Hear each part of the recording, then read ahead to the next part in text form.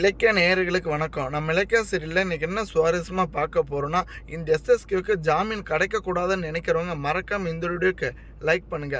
இந்த தக்ஷசினியும் இந்த அஞ்சலியும் எப்படியாச்சும் இந்த ஒரு இயரிங்ல நம்ம இலக்கியாவும் கௌதமும் தோக்கடிக்கணும். நம்ம புருஷனை எப்படியாச்சும் காப்பாத்திரணும். அதுக்காக நம்ம இலக்கியாவும் கௌதமும் ரெடி பண்ணி வச்சிருந்த இந்த ஒரு லாயரை கூட கடத்திட்டு இப்படி ஒரு முட்டாள்தனமான காரியத்தை பண்ணிட்டு இருக்காங்க. ஏன்னா ஒரு பக்கம் நம்ம எஸ்எஸ்கேவுக்கு உண்மையிலேயே ஹார்ட் அட்டாக்கா இல்லையா அப்படின்னு இந்த ஒரு இயரிங் இந்த கோர்ட் முன்னாடி இந்த ஜட்ஜம்மா முன்னாடி கண்டிப்பாக செக் பண்ண சொல்லி ஒரு நல்ல ஹாஸ்பிட்டல் டாக்டரை இவரை கண்டிப்பாக ஜெயிலுக்குள்ளே போகிறதுக்கு அனைத்து வகையான சலுகைகளும் நம்ம இலக்கிய ரெடி பண்ணிட்டாங்க. ஆனால் இந்த ஒரு உண்மையை தெரிஞ்சுக்கிட்டு இந்த தக்ஷசினியும் இந்த லாயரோட வாட்ச்மேனை சேர்ந்துக்கிட்டு இவங்க 2 பேரை கடத்திட்டாங்க. ஆனால் உண்மையிலேயே ஒரு பக்கம் உண்மை தெரியாமல் இந்த கார்த்திக் இப்போ வரைக்கும் இந்த தக்ஷசினியை கூட இருக்கிறது ரொம்ப பெரிய ஒரு முட்டாள்தனுங்க. ஏன்னா இந்த பைரவி அவ்வளோ தன்னம்பிக்கையோடு இருக்காங்க. நாளைக்கு நடக்க போகிற ஹியரிங்கில் கண்டிப்பாக எஸ்எஸ்கே நிரபராதின்னு ஜாமீனில் வெளியே வர போகிறாங்க. அதுக்கப்புறம் கூடிய சீக்கிரத்தில் இந்த ஒரு வீட்டை விட்டு அடித்து விரட்ட போகிறாங்க இலக்கியா. அப்புறம் அஞ்சலியும் இலக்கியாவும் இந்த ஒரு வீட்டில் யார் இருக்குன்னு அஞ்சலி தான் முடிவு பண்ணுவா.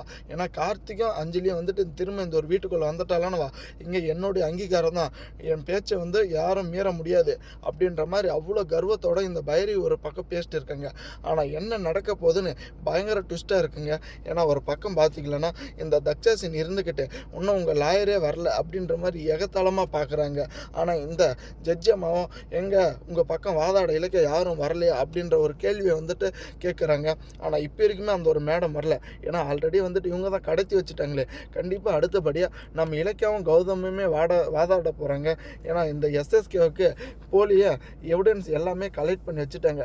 இதுக்கு மேலே ஒரு பக்கம் இந்த எஸ்எஸ்கேவால் தப்பிக்க முடிஞ்சால் கூட கடைசி ஒரு சுச்சுவேஷனாக நம்ம நாகு பதில் சொல்ல போகிறாங்க. ஏன்னா நாகு இப்போ வரைக்குமே ரொம்பவே சைலண்ட்டாக இருக்காங்க. எந்த ஒரு காரணம்னா இந்த எஸ்எஸ்கே நாகோட குடும்பத்தில் இருக்கவங்கள கொன்றுவோன்னு மிரட்டினதுனால ஒரே காரணத்தினால மட்டும்தாங்க இப்போ வரைக்கும் ரொம்பவே சைலண்ட்டாக இருக்காங்க. ஆனால் இதுக்கு மேலேயும் அந்த ஒரு பொறுமையை கடைப்பிடிக்க முடியாதுன்னு நம்ம நாகு நினச்சிட்டாங்க. ஒரு பக்கம் பார்த்திங்களன்னா நம்ம இலக்கியாவுக்கும் கௌதமுக்கும் அந்த ஒரு லாயர் வராதும் என்ன பண்ணுறது ஏது பண்ணுறதுன்னு தெரியல. ஆனால் எப்படியாச்சும் இந்த எஸ்எஸ்கே தப்பிக்கக்கூடாது. அவன் பொய் சொல்லிட்டு தான் வெளியே வந்திருக்கான். அவனுக்கு ஜாமீன் கிடைக்கக்கூடாதுன்றது மட்டும் ரொம்பவே உறுதியை தெரிய வருதுங்க. நீங்கள் மறக்காமல் உங்கள் கருத்துக்களை கமெண்ட் செக்ஷனில் கமெண்ட் பண்ணுங்கள். இந்த எஸ்எஸ்கேவோட சுயரூபமும் நம்ம தக்ஷசினியோட இந்த ஒரு கேவலமான எண்ணங்களும். தேங்க்ஸ் ஃபார் வாட்சிங் இலக்கிய நேயர்களுக்கு. நம்ம சேனலுக்கு புதுசாக வந்தால் சப்ஸ்கிரைப் பண்ணிட்டு பெல் ஐகானை தட்டுங்க. அப்போ தாங்க நம்ம போடுற வீடியோ உங்களுக்கு உடனுக்குடனே நோட்டிஃபிகேஷன் வரும்.